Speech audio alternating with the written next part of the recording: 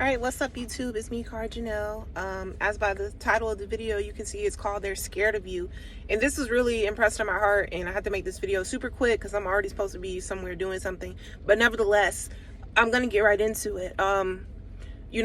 Lately I've just been going through so many attacks from all around the place. If it's not something generational, it's someone doing something, or even people in my life just like acting up.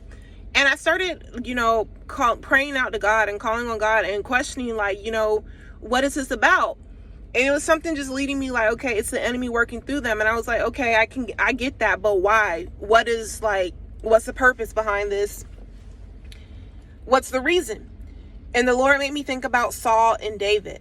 Now, if you read in the book of 1 Samuel chapter 18, when it comes to Saul and David, it was always this type of weird relationship, this type of weird, David was, very respecting towards Saul, and David was really, seeming to be on Saul's side, but Saul was always against David, literally from the very beginning.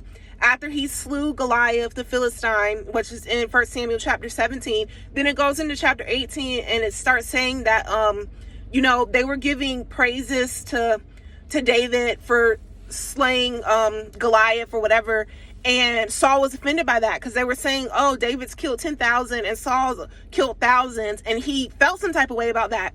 And then if you look into the back story of that, you see Saul was a king, and Saul was very prideful, and of course he had all this praise because he was a king, and he was offended that David was getting glory and honor surpass him. So he felt some type of way of that, and it said that he despised David. But David was always really genuine towards him. And as it goes on in that same book, it talks about how there was this evil spirit upon Saul from the Lord. Literally, the Lord authorized this evil spirit to be upon Saul to go against David. And he was said that he would start prophesying in the house, and you can imagine if someone has an evil spirit upon them, then they're probably evilly prophesying or evilly saying things. And he would take this javelin and try to kill David, and it said that David escaped it twice. And as it goes on in the story, it's so many things that Saul was doing to really bring David down, to really go against David. It said that he wanted him to marry his daughter, but he said that it'll be a snare unto David. Basically, he had these evil intentions to do something what seemed to be a blessing, what seemed to be something good, but in the back end, he had these evil intentions to hurt David, to come against David. And then he ended up marrying that daughter off to someone else.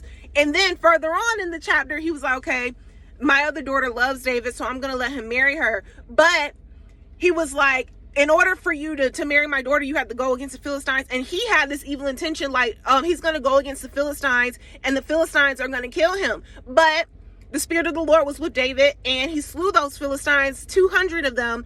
And, he came back with their foreskin and was able to marry Saul's daughter. But the thing was that Saul was repeatedly having these evil intentions toward David, repeatedly trying to come against David. And it wasn't because of anything that David was doing. It was because of the fact that the Spirit of the Lord was with him. When you read in 1 Samuel 17, when David slew Goliath, he was saying, look, if the Spirit of the Lord's with me, then I can do this. I've already slew a bear. I already slew a lion.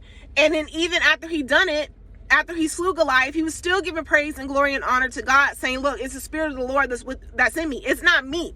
So when you look at the title of the video and it's saying they're scared of you, a lot of us, and me in particular, I'd be wondering okay, why are all these people coming against me? Why is it always a constant battle? Why is it always a constant, consistent struggle? And it's because they're really scared of you. And even in 1 Samuel 18, it says Saul was afraid of David because he's seen that the Spirit of the Lord was with him. So there's some of us that, you're just gliding through life effortlessly because the promises of God and God's provision is just unfolding in your life. You may not have everything in the world, but you're not, the things that you are just accomplishing effortlessly, these other people are struggling to do that same thing. Other people can't understand why it's not that hard for you. Other people can't understand why it's so simple for you to do things that are so hard for them to do. And this causes people to not like you, or causes people to be afraid of you, really, because, and it's enemies working in the background, of course. So I'm not talking about specific, like, oh, it's this person. It's the spirits that are operating in them. Because when you have the Spirit of the Lord in you, ultimately, they're not even hating on you or afraid of you. They're afraid of what lives in you, what dwells inside of you. So when you think about, okay, I'm going through all these obstacles and I can't understand, I'm being so genuine to people, or what did I do? Like, what's the specific reason that they continue to hurt me or they continue to do wrong by me? You don't get it. Because it's like, what's the reason? I can't understand the reason. Like, tell me why. But it's not even, it's just the enemy is working through these people. But ultimately, when you think about David, after this whole 1 Samuel chapter 18, David was battling with Saul for years. I looked it up and they said it was 13 years that he was in this constant opposition with Saul. But in that time period, David was required to be constantly submitted unto God.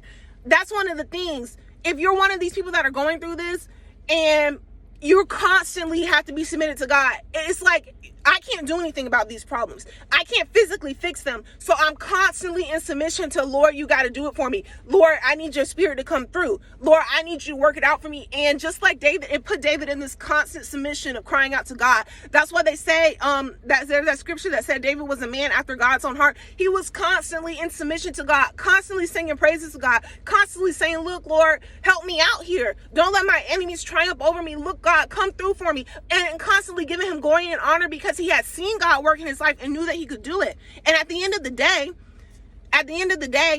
David, it said, even in chapter 18, it repeatedly said, and David acted wisely, which is what we need to choose as, servants of the Lord, as children of the Lord, however you want to put it. We have to choose to act wisely. We can't go, okay, I see this person doing wrong towards me, or they're doing this and they're doing that. You can't start responding in the flesh or responding unwisely, obstructing the laws of God. Like when the Bible tells us we don't wrestle against flesh and blood, you arguing with these people is not going to fix the problem. But it kept saying in that chapter 18 that David acted wisely.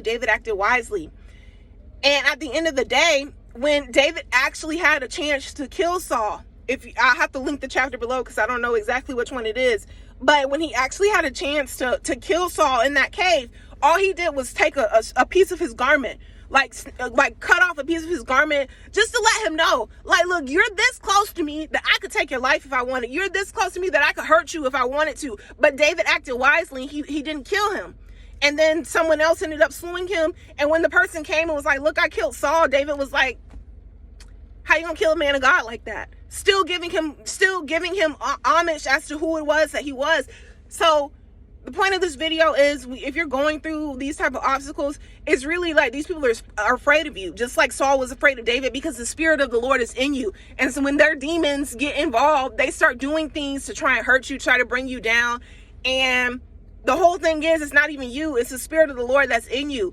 And of course, people that are operating like this are people that have open doors to the enemy, or are not submitted unto God, because they can't restrain their flesh enough to not act that way. And God's using them, though. God's using them to build you up, to keep you in constant submission unto him, to keep you in constant need of him, to keep you in the presence of God, keep you having to run back to him.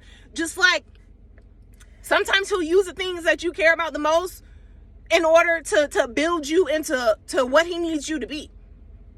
And point of this video is, they're scared of you. So don't take it like, oh, I'm just gonna, I can't even go on with life because this person keeps hurting me. No, these are ordained obstacles, ordained trials, things that have to happen. And it's not even about you. It's about the Spirit of the Lord that lives in you. So what do? We just pray for our enemies and keep being in constant submission unto God. Until next time, I'm Cardinal. Bye.